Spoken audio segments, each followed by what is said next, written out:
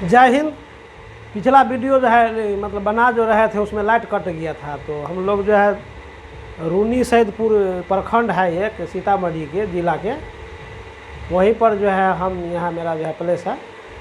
तो अभी उससे हम बताए थे कि पिछला उससे आगे जो हम बताएंगे इस वीडियो में कि ज्योग्राफी में जो है किस तरह से प्रश्न का उत्तर याद करना है। तो तीसरा प्रश्न था आपका कि भूगोल के नामकरण एवं इस विषय को प्राथमिक स्तर पर व्यवस्थित स्वरूप प्रदान करने का श्रेय किस निवासियों को जाता है। आप देखिए क्या है भूगोल, याद कीजिए भूगोल है। भूगोल का क्या होना चाहिए, नामकरण। और कथी, यानी कि प्राथमिक रूप से व्यवस्थित।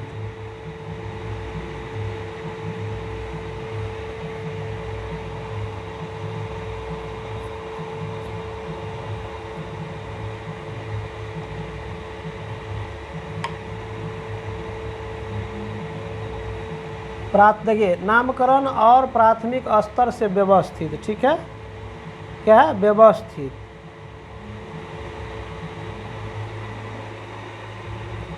भूगोल का नामकरण और प्राथमिक स्तर से व्यवस्थित, क्या है व्यवस्थित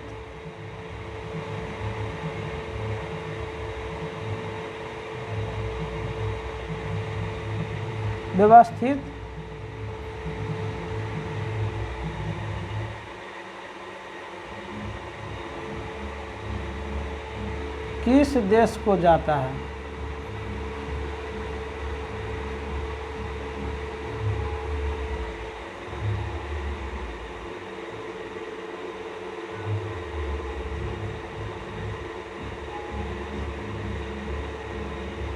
देखिए ये हमारा क्वेश्चन नंबर कितना है, तीसरा है। भूगोल का नामकरण और प्राथमिक स्तर से व्यवस्थित किस देश को जाता है। याद करो भाई, क्या है भूगोल। देखिए भूगोल हुआ ना, हम कौन सा विषय पढ़ रहे हैं, भूगोल, ज्योग्राफी। तो ज्योग्राफी का जो है कोई नामकरण तो दिया होगा, कोई देश तो दिया होगा, कोई आदमी तो दिया होगा, ठीक है। तो जो है भूगोल का नामकरण और प्राथमिक स्तर से व्यवस्थित, देखिए व्यवस्थित के मतलब क्या है कि व्यवस्था होना चाहिए, यानी व्यवस्था ढंग से सब कुछ होना चाहिए, उसी को कहते हैं व्यवस्थित रूप, ठीक है, यानी व्यवस्थित, ठीक है। तो क्या कहते हैं भूगोल का नामकरण, यानी नाम, भूगोल का नामकरण और प्राथमिक स्तर से, कौन स्तर से, यानी प्राथमिक स्तर के मतलब पहला स्तर होना चाहिए। प्राथमिक स्तर से व्यवस्थित किस देश को जाता है। भूगोल का नामकरण और भूगोल को जो है प्राथमिक स्तर से जो व्यवस्थित किया। अब ऐसे याद करिए, ये प्रश्न है कि भूगोल का नामकरण और प्राथमिक स्तर से व्यवस्थित किस देश को जाता है, ठीक है। तो भूगोल का नामकरण किस देश ने किया, तो यूनानियों ने किया था, यूनानियों निवासी किया था, ठीक है। जैसे इसका जो है आंसर एक शब्द में कहा जाए तो आप देख सकते हैं, इसका आंसर हो गया कि देखिए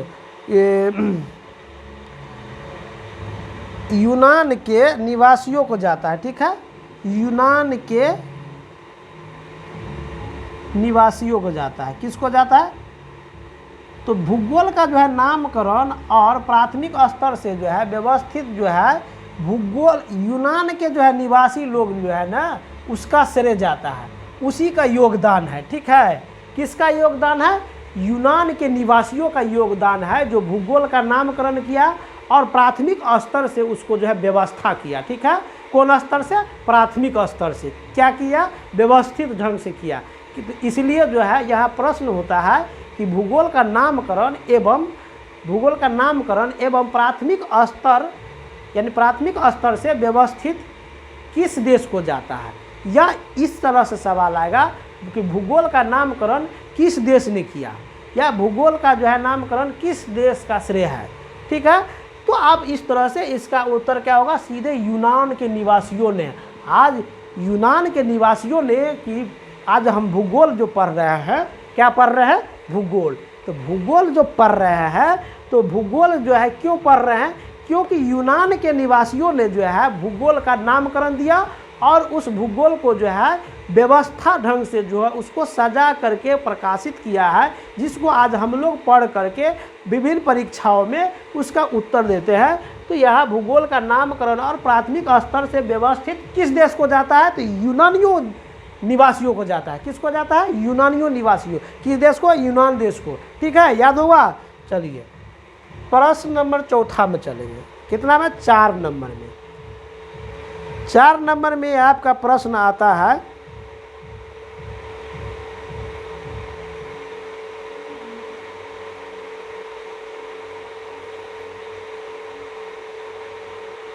भूगोल को मान्यता कब मिली? ठीक है, अब देखिए आपसे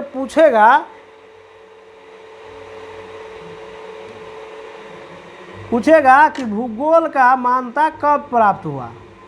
भूगोल का मान्यता कब प्राप्त हुआ? याद कीजिए, भूगोल का देखिए भूगोल जब है तो उसका जो है मान्यता तो जरूर प्राप्त होगा। तो कोई ना कोई तो ईस्वी होगी, कोई न तो कोई शताब्दी होगी, कोई न कोई तो जो है वर्ष होगा, कोई न कोई तो तिथि होगी, है कि नहीं? तो यहाँ पूछ रहा है कि भूगोल का मान्यता कब प्राप्त हुई? तो भूगोल का मान्यता एक शब्द में है कि भूगोल का मान्यता जो है, या इस तरह से सवाल आएगा कि स्वतंत्र विषय के रूप में भूगोल का मान्यता कब प्राप्त हुई? तो यहाँ इसमें जोड़ सकते हैं, यहाँ आप यहाँ पर इस तरह से जोड़ सकते हैं कि स्वतंत्र विषय के रूप में, स्वतंत्र विषय के रूप में, स्वतंत्र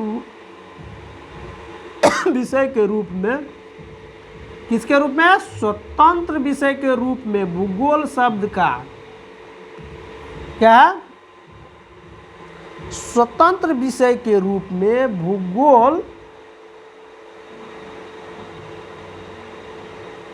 भूगोल का, यानी भूगोल की मान्यता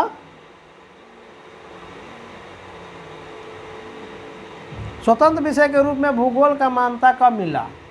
भूगोल की मान्यता दिल है कि मान्यता नहीं, भूगोल है कि मान्यता नहीं, भूगोल का मान्यता कब प्राप्त हुई? ठीक है, याद हो गया ना भाई?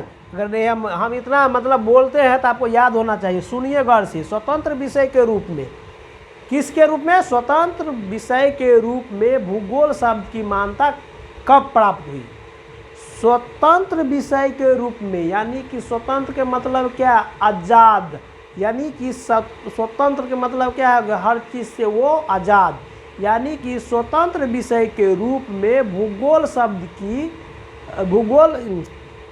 भूगोल का मान्यता कब प्राप्त हुआ? तो आंसर लिखिए आप कि भूगोल का जो मान्यता जो है 19वीं शताब्दी में जो है,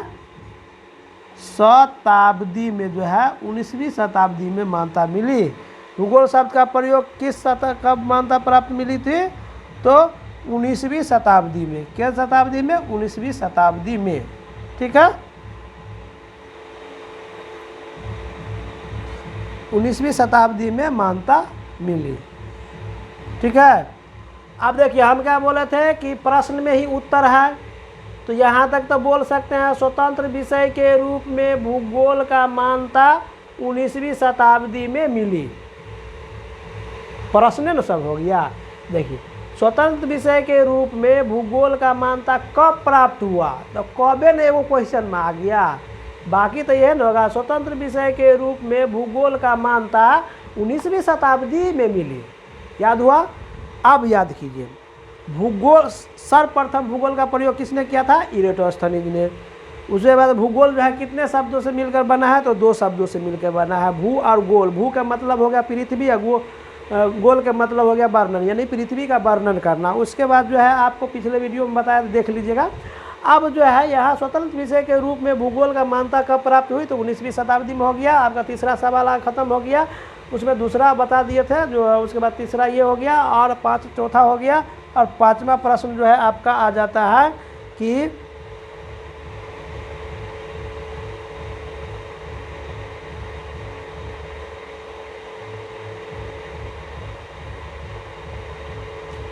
अब पांचवा प्रश्न आपको जो है आ जाता है, देखिए पांचवा प्रश्न क्या आएगा, पांचवा प्रश्न आपका आ जाएगा कि भूगोल, मनुष्य और पर्यावरण।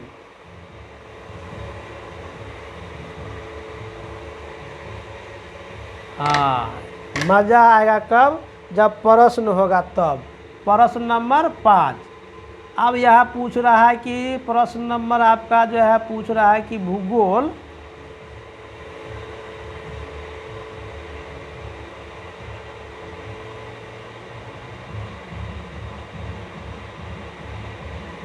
प्रश्न पूछ रहा है कि किस शताब्दी में, किस शताब्दी में, समझ रहे भाई, किस शताब्दी में, किस शताब्दी में भूगोल क्या है, भूगोल, मनुष्य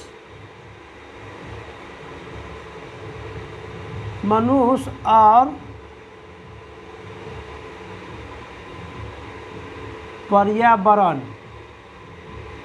क्या है, किस शताब्दी में, किस शताब्दी में भूगोल, मनुष्य और पर्यावरण क्या है, पर्यावरण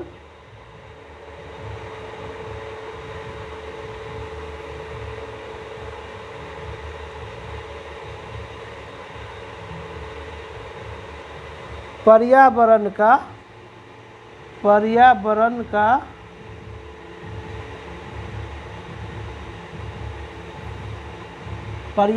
का अध्ययन क्या है,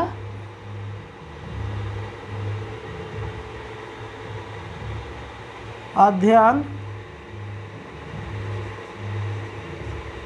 किस शताब्दी में भूगोल, मनुष्य और पर्यावरण का अध्ययन विकसित हुआ। देखिए हम क्या बोलते हैं कि प्रश्न याद हो जाएगा तो उत्तर याद करने की ज़रूरत नहीं होगा। अब देखिए, जब हम प्रश्न याद कर लेंगे तो उत्तर मिनटों में याद होगा। प्रश्न क्या है, याद कीजिए, प्रश्न याद हो जाएगा, उत्तर 2 मिनट में याद होगा।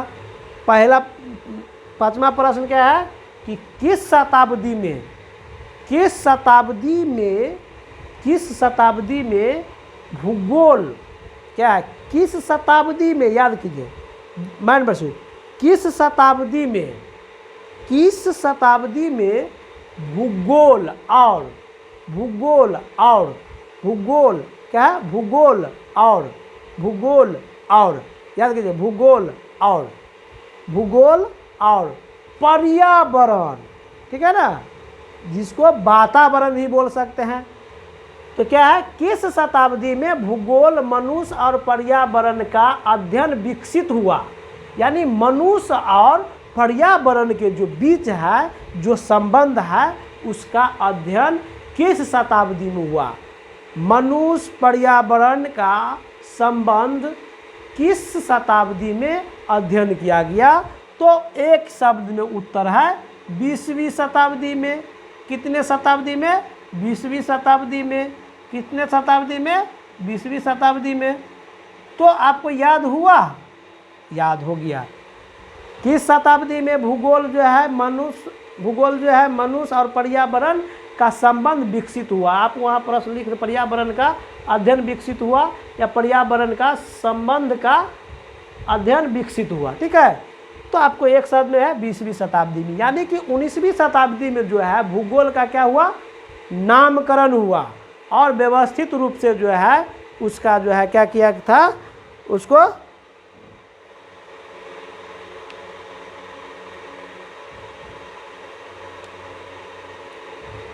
यानी कि भूगोल जो है 19वीं शताब्दी में जो है स्वतंत्र विषय के रूप में भूगोल का जो है मान्यता मिली। प्रश्न क्या है, भूगोल का मान्यता कब प्राप्त मिला, तो 19वीं शताब्दी में। स्वतंत्र विषय के रूप में, स्वतंत्र विषय के रूप में भूगोल का मान्यता कब प्राप्त हुआ, तो 19वीं शताब्दी में। स्वतंत्र विषय का रूप में भूगोल का मान्यता कब प्राप्त हुआ, तो 19वीं शताब्दी में। और क्या कहते हैं ये भूगोल में जो है मनुष्य और पर्यावरण का बीच संबंध जो है अध्ययन विकसित कब हुआ, तो 20वीं शताब्दी में, ठीक है। यानी कि 19वीं शताब्दी में जो है भूगोल की मान्यता मिला और 20वीं शताब्दी में जो है उसका अध्ययन हो गया। बात समझे, एक शब्द में हो गया। उसके बाद जो है आपको चलना है कहाँ,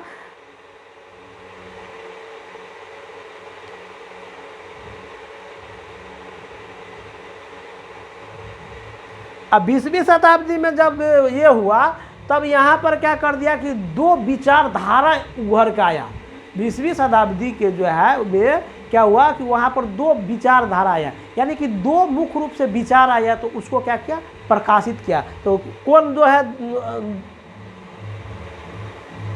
विचारधारा है, तो यानी कि आपका प्रश्न आएगा भूगोल के कितनी विचारधाराएं हैं। प्रश्न नंबर आप लिखेंगे 6।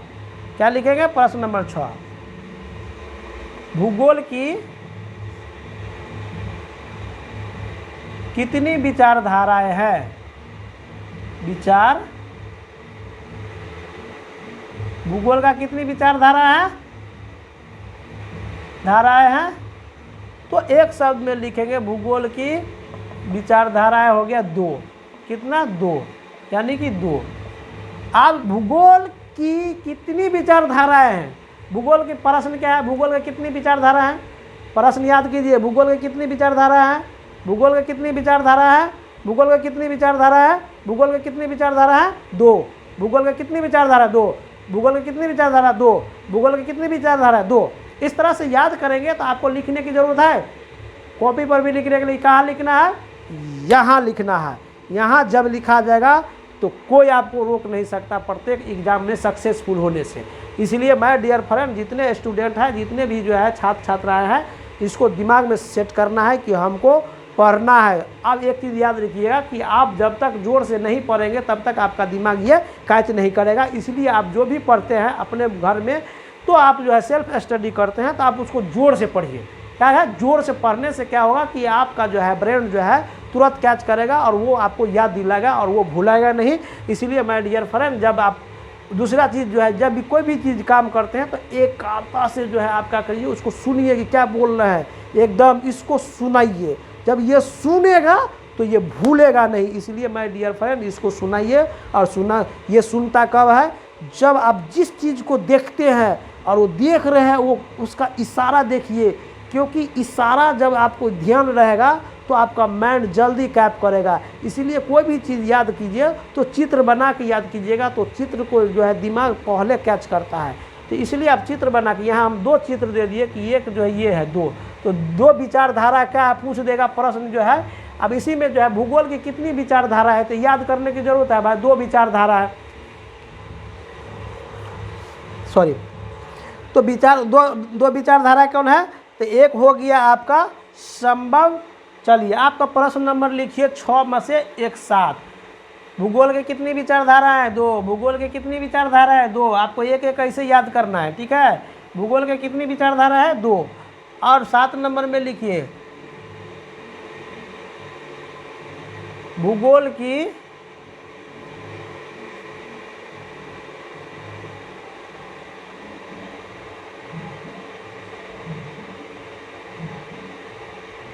भूगोल की 2 विचारधारा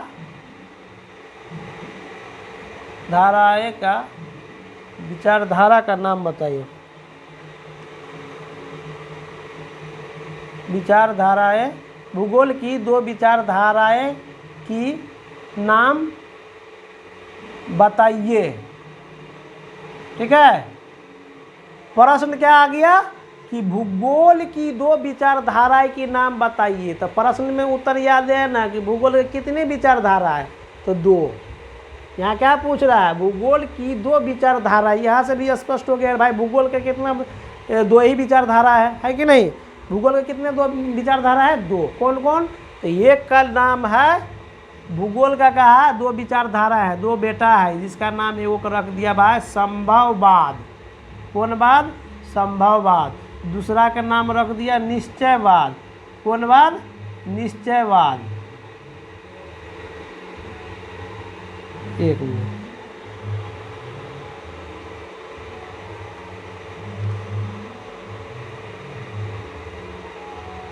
निश्चयवाद।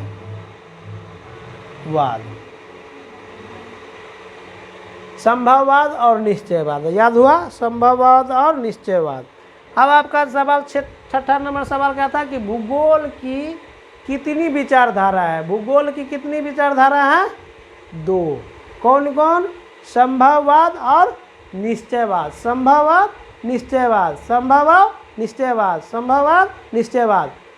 क्या है ये? तो भूगोल की 2 विचारधारा है। भूगोल की 2 विचारधारा के नाम क्या है? संभववाद और निश्चयवाद। संभववाद और निश्चयवाद, ठीक है। तो आपको याद करने की जरूरत है, लिखने की जरूरत है, आपको क्या है, दिमाग में याद हो गया। तो भूगोल के कितने विचारधारा है? 2। कौन कौन? तो संभववाद और निश्चयवाद। छठा प्रश्न क्या था कि भूगोल का जो है कितने विचारधारा है? तो 2। तो कौन कौन? तो संभववाद और निश्चयवाद, याद हुआ। अब सवाल नंबर चलते हैं 8। सवाल नंबर 8 में चलना है। तो अब हमको पूछना है संभववाद का परिभाषा। अब जो है संभववाद की परिभाषा किसे कहते हैं? जब इसकी 2 विचारधारा है तो उसका संभववाद का विचारधारा क्या है? ठीक है, पहला में क्या है? संभववाद। संभववाद की विचारधारा, ठीक है, संभववाद की विचार क्या है? संभववाद की डिफाइन करना है। संभववाद जो है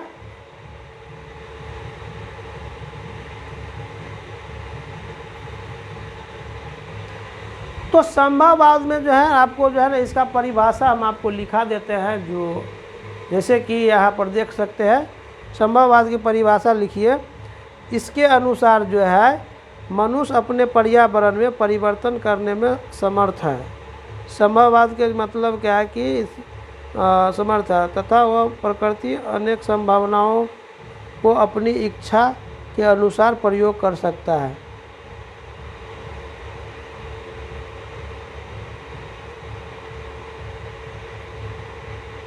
चलिए जो है ना संभववाद का जो है परिभाषा जो है लिखा देते हैं, ठीक है। संभववाद का परिभाषा आप लिख लीजिएगा।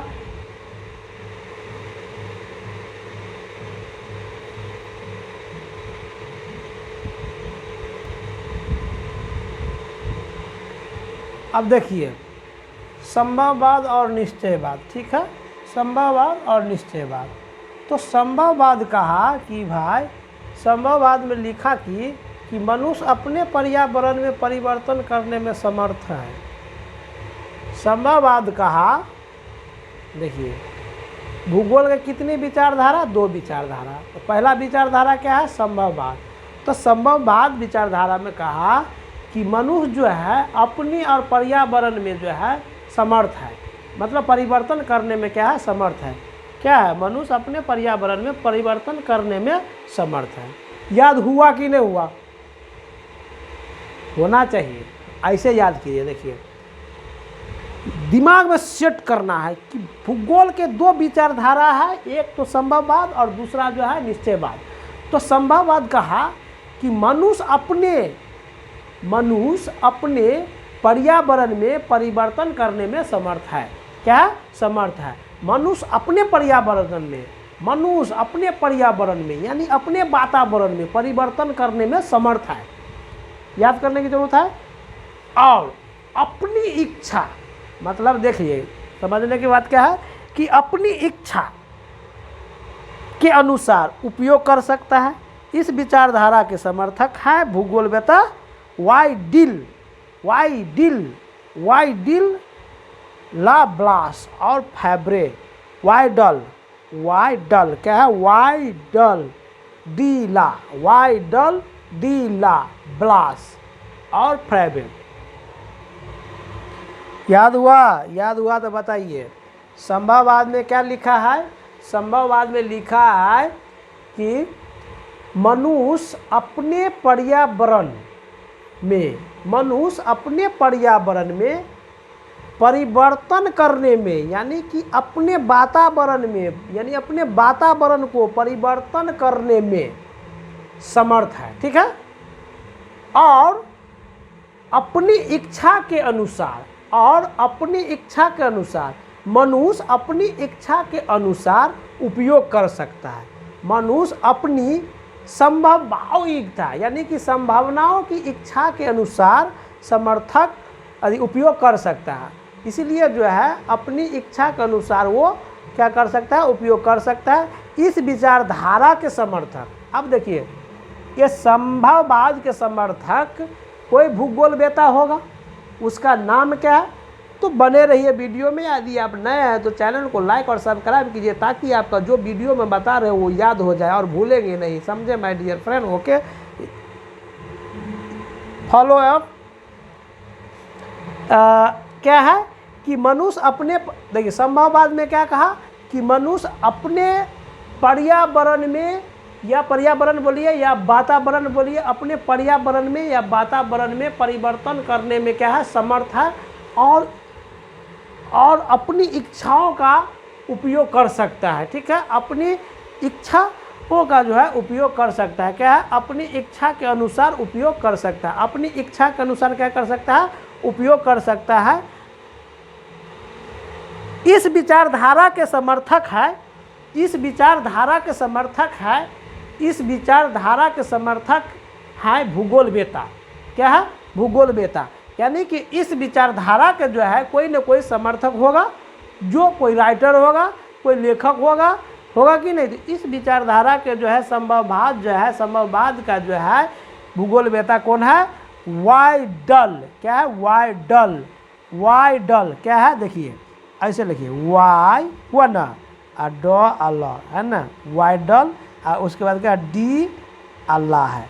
तो इसको याद रखिए, वाइडल डी ला ब्लास। 4 गो याद रखना है। क्या को याद रखना है, 4 गो। और फ्रेबे, ठीक है, क्या फ्रेबे, वाइडल डी ला ब्लास, ये एक नाम है। ठीक है, और फ्रेबे। तो संभववाद में लिखा क्या गया है माय डियर फ्रेंड, संभववाद में लिखा गया है कि मनुष्य अपने पर्यावरण में परिवर्तन करने में समर्थ है। मनुष्य अपने पर्यावरण को परिवर्तन करने में समर्थ है।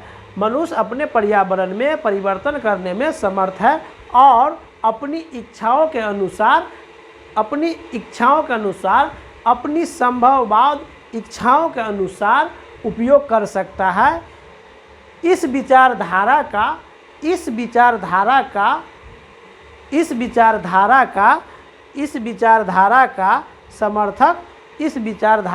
समर्थक भूगोलवेत्ता है वाइडल।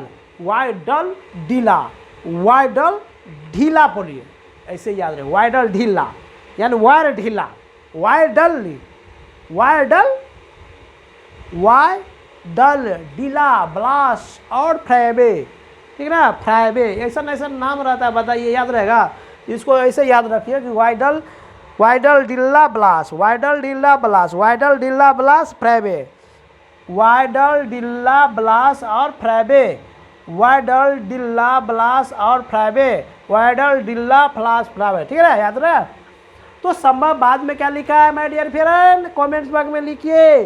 कमेंट्स बॉक्स में आप ये लिखिए कि संभववाद में मनुष्य अपने पर्यावरण या वातावरण को परिवर्तन करने में समर्थ है और अपनी इच्छाओं के अनुसार संभववाद विचारधाराओं को जो है उपयोग कर सकता है। इस विचारधारा का समर्थक है भूगोलवेत्ता वाइडल ढीला ब्लास, वाइडल ढीला ब्लास और फ्रेबे। यानी कि वायर ढीला हुआ तो क्या हुआ, ब्लास्ट कर गया। जब ब्लास्ट कर गया तो क्या हुआ, फ्रेब हो गया, यानी कि फेंक दिया गया तो फ्रेब हो गया, फ्रेबे। याद रखिए, वाइडल ढीला ब्लास और फ्रेबे, वाइडल ढीला और ब्लास और फ्रेबे। याद हुआ। तो संभववाद में ये लिखा गया है और निश्चयवाद में ये लिखना है। ठीक है, क्या लिखना है, ठीक बताते हैं निश्चयवाद में क्या लिखाएगा। सो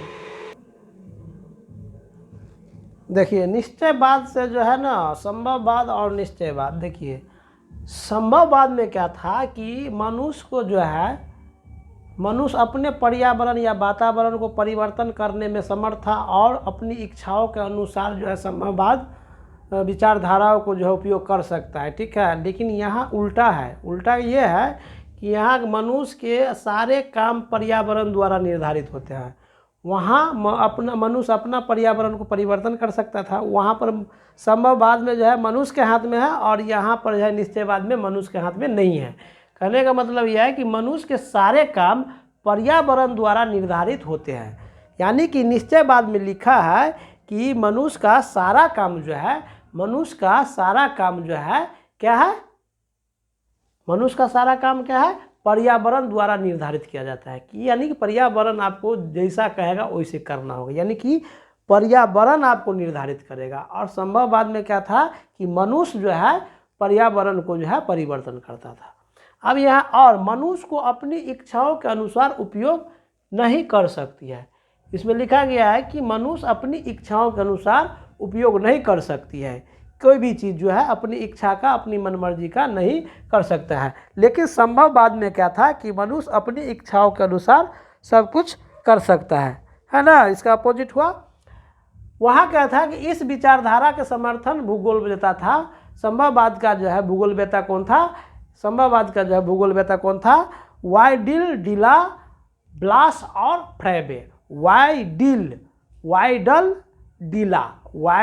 डिला, ब्लास और फ्रेबे। और निश्चयवाद के भूगोलवेत्ता का नाम क्या है, रिटर, रेटजेल, एलन सैम्पुल और हंटिंगटन, ठीक है। ये सब जो है आपका ये भूगोलवेत्ता है निश्चयवाद का, ठीक है।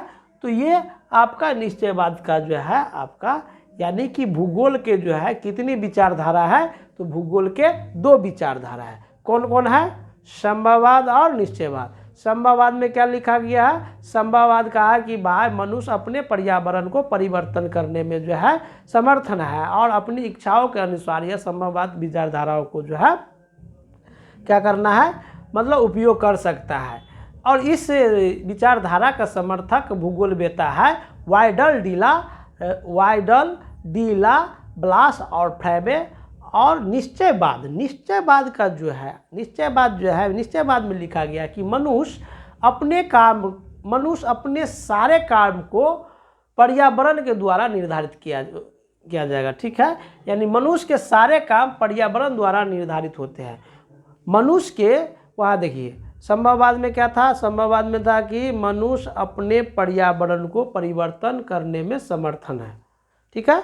यहाँ क्या है कि मनुष्य अपने पर्यावरण में जो है समर्थन नहीं है। यानी कि यहाँ पर क्या है कि मनुष्य के सारे काम पर्यावरण के द्वारा निर्धारित होते हैं, और मनुष्य अपनी इच्छाओं के अनुसार उपयोग नहीं कर सकते हैं, कोई भी कार्य नहीं कर सकते हैं। इस विचारधारा के समर्थक है वो रिटर, रेटजेल, एलन सैम्पुल और हंटिंगटन। तो आपको आशा करते हैं कि यह 2 वीडियो से आपको 9 प्रश्न का उत्तर याद हो जाएगा। इसलिए आप सभी ध्यान देंगे कि अब आपसे हम एक सवाल करते हैं, आप सभी जो है कमेंट्स बॉक्स में ज़रूर जो है उस सवाल का जो है जवाब देंगे, ठीक है। पहला तो एक चीज़ ये है कि आज ने हम क्या चीज़ पढ़ा। पहला सब प्रश्न है कि आज ने इस वीडियो में आप क्या सीखे, ठीक है। यदि सीखे हैं तो क्या सीखे हैं वो कमेंट्स करेंगे। यदि इससे पहले सीखे हुए थे तो आप लिखेंगे कि इससे पहले मतलब इससे पहले अगर सीखे हुए हैं तो और अच्छी बात है।